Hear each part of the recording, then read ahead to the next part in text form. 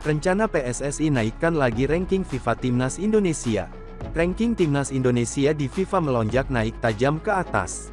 Kini, Timnas Indonesia duduk di peringkat ke-134 FIFA, naik 8 tangga dari posisi sebelumnya. Wakil Ketua Umum PSSI, Zainuddin Amali, bersyukur ranking Timnas Indonesia di FIFA naik. Menurutnya, keberhasilan ini bukti nyata transformasi sepak bola Indonesia yang berkembang signifikan di tangan Ketua Umum PSSI, Erick Thohir. Lanjut Amali, ini tidak hanya merta berkat Erick Thohir. Ada juga peran dari Asosiasi Provinsi Asprof PSSI dan anggota-anggota PSSI yang terus mendukung penuh kemajuan sepak bola Indonesia. Usai tragedi Kanjuruhan, PSSI benar-benar ingin membangun sepak bola Indonesia lebih baik lagi. PSSI meminta Asprof dan anggotanya untuk fokus bersama-sama melakukan namanya transformasi sepak bola Indonesia. Salah satu targetnya yakni Timnas Indonesia tampil di Piala Dunia 2034.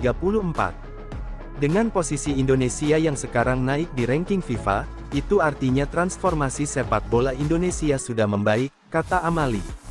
Kata Amali, PSSI tidak boleh cepat puas dengan meningkatnya prestasi di ranking FIFA. Masih ada target masuk ke 100 besar ranking FIFA di akhir 2024 ini.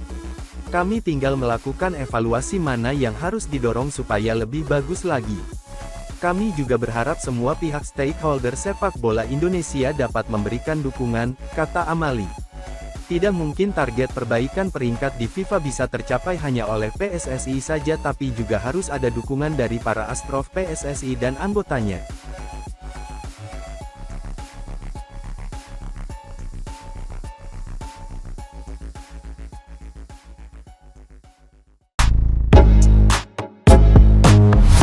Legenda Malaysia bilang Indonesia kerja saat kami istirahat. Mantan pemain Timnas Malaysia Azlan Johar memberi pujian kepada Timnas Indonesia yang sudah berkembang pesat. Dia juga meminta negaranya untuk meniru apa yang dilakukan skuad Garuda. Timnas Indonesia baru saja menyalip ranking FIFA Timnas Malaysia pada April 2024.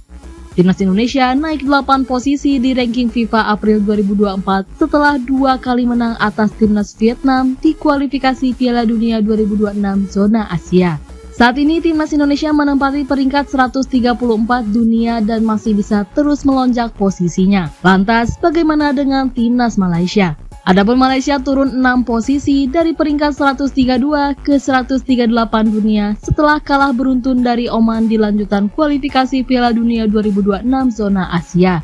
Azlan Johar menyebut Timnas Indonesia melakukan persiapan matang jelang pertandingan resmi FIFA, sedangkan Malaysia tidak. Kita sekarang tidak hanya perlu menekan tombol panik, tapi semua orang perlu menyadari bahwa kita masih perlu belajar tentang persiapan, kita perlu tahu tentang persiapan yang matang. Ujar Azlan Johar dikutip dari Berita Harian. Kita istirahat, tim lain kerja keras. Kita lihat Indonesia. Sebelum kualifikasi Piala Dunia, mereka berada di bawah kita, tapi tiba-tiba mereka bangkit dan mengalahkan Vietnam. Tim yang peringkatnya lebih baik dari mereka. Ucap Azlan menambahkan. Kami harus belajar dari kekalahan dan turnamen di kalender FIFA tidak bisa kami anggap enteng.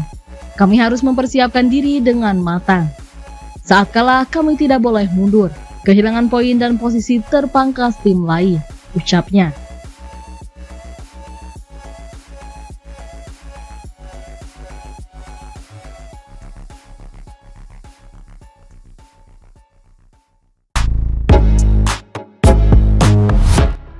Anomali Ramadan Sananta di Timnas Indonesia U23. Ramadan Sananta jadi starter Timnas Indonesia U23 saat berduel dengan Arab Saudi dalam laga uji coba di Dubai pada hari Jumat 5 April malam. Ini pilihan kejutan dari Sinteyong. Sebelumnya, saat membela Timnas Indonesia di kualifikasi Piala Dunia 2026 dan Piala Asia 2023, Sananta dominan menjadi pengganti. Dalam dua ajang tersebut, Sinteyong lebih memilih Rafael Struijk sebagai pilihan utama. Adapun Hoki Caraka yang awalnya jadi cadangan mulai rutin menjadi starter. Namun skema ini tak berlaku di Indonesia U23. Sinteyong sendiri lebih memilih Sananta ketimbang Hoki sebagai starter. Dan pemain Persis Solo ini tampil menjadi striker tunggal. Hanya saja Sananta belum memperlihatkan tajinya saat Garuda Muda kalah 1-3 dari Arab Saudi. Satu-satunya gol Indonesia dilesakan oleh Komang Teguh, yakni pemain yang berposisi sebagai bek. Dalam duel ini, Sananta tampil setengah babak, dan sebagian besar pemain diganti setelah 45 pertandingan. Sinteyong sendiri sengaja menurunkan semua pemain untuk melihat kondisinya.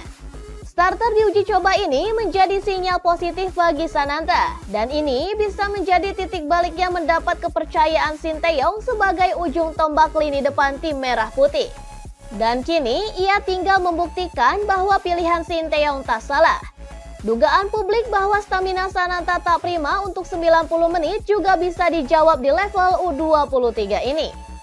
Uji coba melawan Arab Saudi merupakan rangkaian persiapan Indonesia yang akan tampil di Piala Asia U23 2024. Dan setelah ini, Indonesia akan melawan Uni Emirat Arab pada hari Senin 8 April.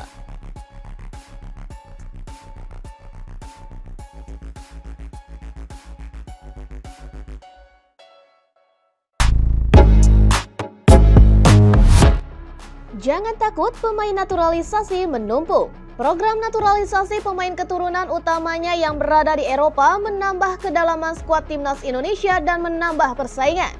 Beberapa pemain baru yang akan dinaturalisasi diantaranya Calvin Verdong dan Jan Schreven. Ini bukan yang terakhir, ada beberapa nama lain yang sedang diupayakan. Dan nama-nama ini menambah daftar para pemain timnas Indonesia dari jalur naturalisasi. Hingga kini setidaknya sudah ada 10 pemain yang sudah dinaturalisasi oleh PSSI.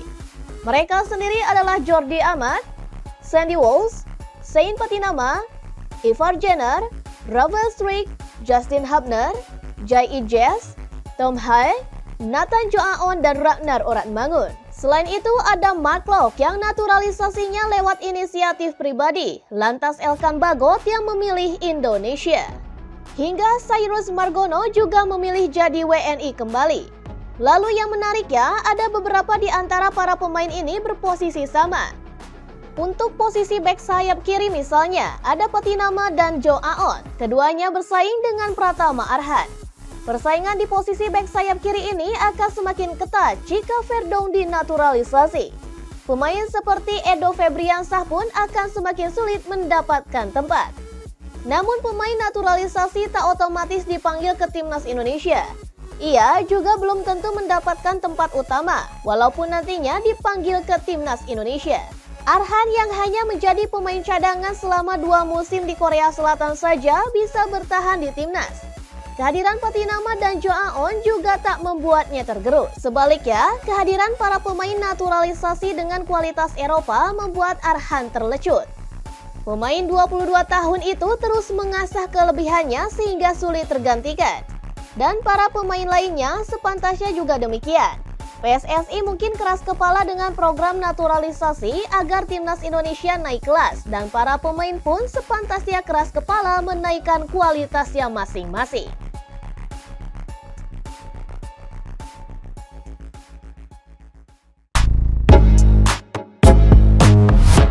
Penyerang ini akan perkuat timnas Indonesia pada Juni 2024. Sebelumnya, anggota Esko PSSI Arya Sinulinga mengatakan ada 2 pemain keturunan yang segera menjalani proses naturalisasi.